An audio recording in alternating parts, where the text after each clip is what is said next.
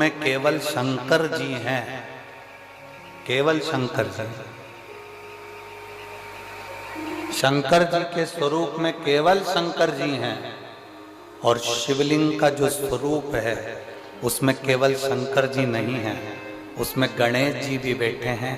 कार्तिकेय जी भी बैठे हैं, अशोक सुंदरी भी बैठी है, पार्वती जी भी हैं, शंकर जी भी हैं, जया, विषहरा, श्यामली बारी, दौतली, जया, ये सब भगवान शंकर की 5 लड़कियां, भगवान शिव की 5 बेटियां, गणेश, कार्तिकेय, अशोक सुंदरी, देवी, और शंकर भगवान की परिधि में जहां जल निकल रहा है उस स्थान पर 33 कोटि देवी देवता। शंकर जी के स्वरूप में केवल शंकर अकेले हैं, पर शंकर जी के शिवलिंग में 33 कोटि देवी देवताओं का बल होता है, इसलिए वो उतर नहीं पाता।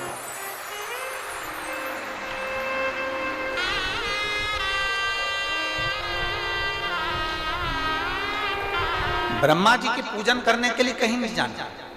भगवान विष्णु की पूजन करने के लिए कहीं नहीं जाना, इंद्र की पूजन करने के लिए कहीं नहीं जाना, गरुड़ वरुण की पूजन करने के लिए कहीं नहीं जाना, नवग्रह देवता की पूजन करने के लिए कहीं नहीं जाना, एक एक देवता की, कुल देवी, पितृदेव, वास्तुदेव, आहुत देव, वासुकी देव, ये सारे देवताओं की पूजन करने के लिए कहीं नहीं जाना। केवल एक देवाधिदेव महादेव पर अगर आप 1 लोटा जल समर्पित कर रहे हो तो सारे देवताओं की पूजन एक साथ में हो रही है।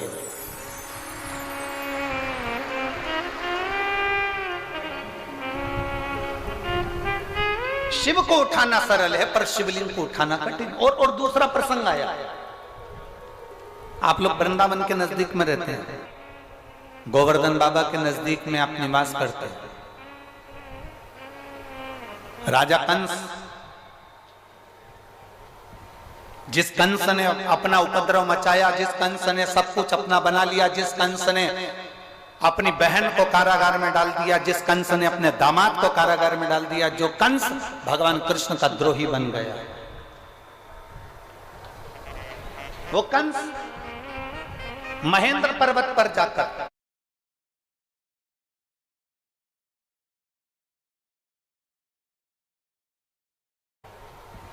जिस कंस ने अपना उपद्रव मचाया, जिस कंस ने सब कुछ अपना बना लिया, जिस कंस ने अपनी बहन को कारागार में डाल दिया, जिस कंस ने अपने दामाद को कारागार में डाल दिया, जो कंस भगवान कृष्ण का द्रोही बन गया, वो कंस महेंद्र पर्वत पर जाकर, जिस जगह पर भगवान परशुराम बैठकर तप साधना करते हैं, कंस परशुराम भगवान को पर्वत के साथ में उठा लेता है, और कंस, वो राजा कंस महेंद्र पर्वत पर परशुराम भगवान को महेंद्र पर्वत के समेत उठा लेता है, महेंद्र पर्वत के समेत। अब एक दिन कंस आया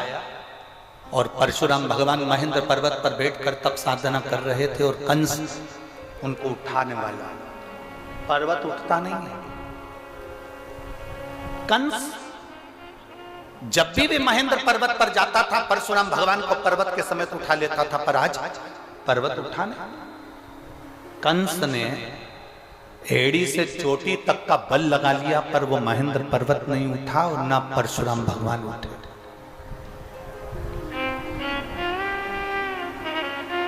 ना परशुराम जी उठ रहे हैं, ना वो महेंद्र पर्वत उठ रहा। कंस को लगा कि आखिर हुआ क्या ऐसा कि जिस महेंद्र पर्वत को मैं उठा लेता था वो महेंद्र पर्वत आज उठ नहीं रहा, जिस परशुराम जी को मैं महेंद्र पर्वत से साथ में उठा लेता था वो महेंद्र पर्वत नहीं उठ रहा। आखिर बात क्या? कंस की बुद्धि में ये बैठ नहीं पाया कि आखिर हो क्या रहा। रावण को भी ये सुध में था, मैं जब कैलाश पर्वत उठा सकता हूं, मैं जब शंकर भगवान को उठा सकता हूं, पार्वती जी को उठा सकता हूं, मैं गंगा की धार को उठा सकता हूं, मैं नंदीश्वर को उठा सकता हूं, तो फिर ये शिवलिंग क्या लगता है, शिवलिंग को उठाने में मेरा क्या जाता।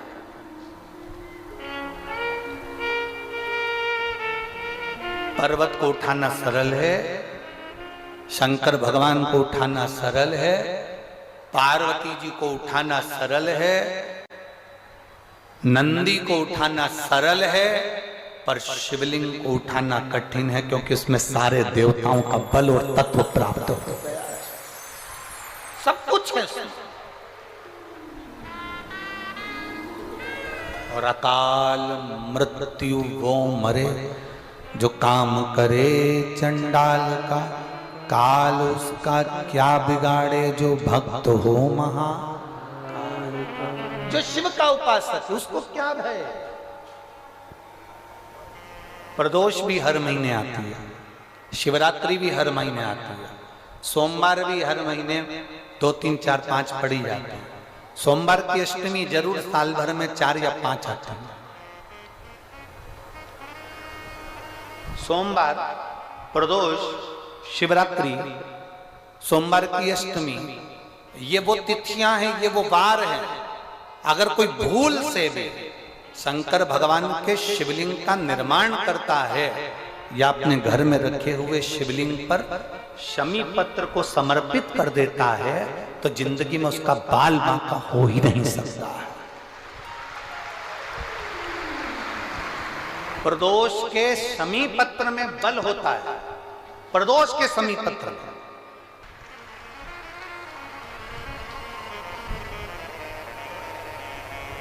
शिव की कृपा कितनी है आप पर, जरा 1000 गुना शिवलिंग में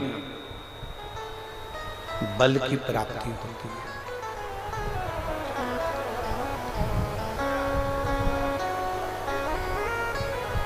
प्रदोष के दिन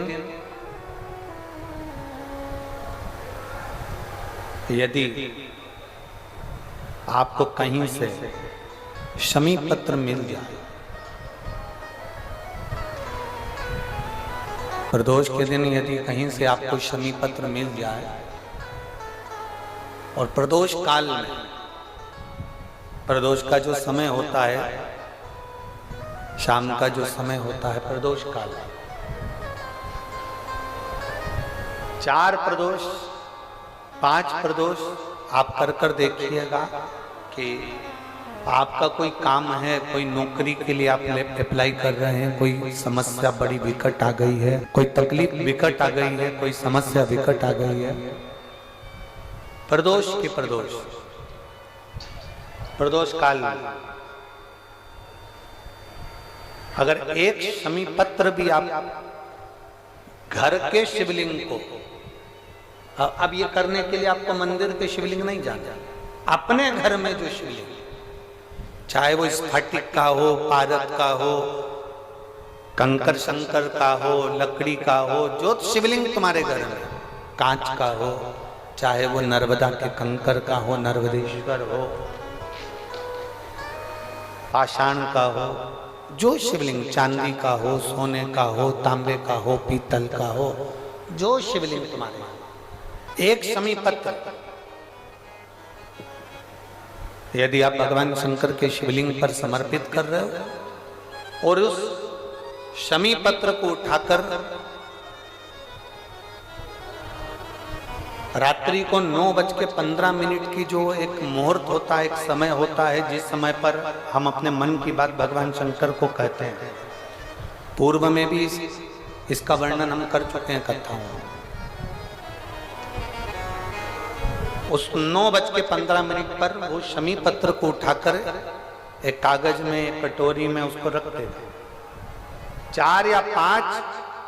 प्रदोष के उस शमी पत्र को अपने पास में रखिए और जिस कार्य के लिए जा रहे हो उसको जेब में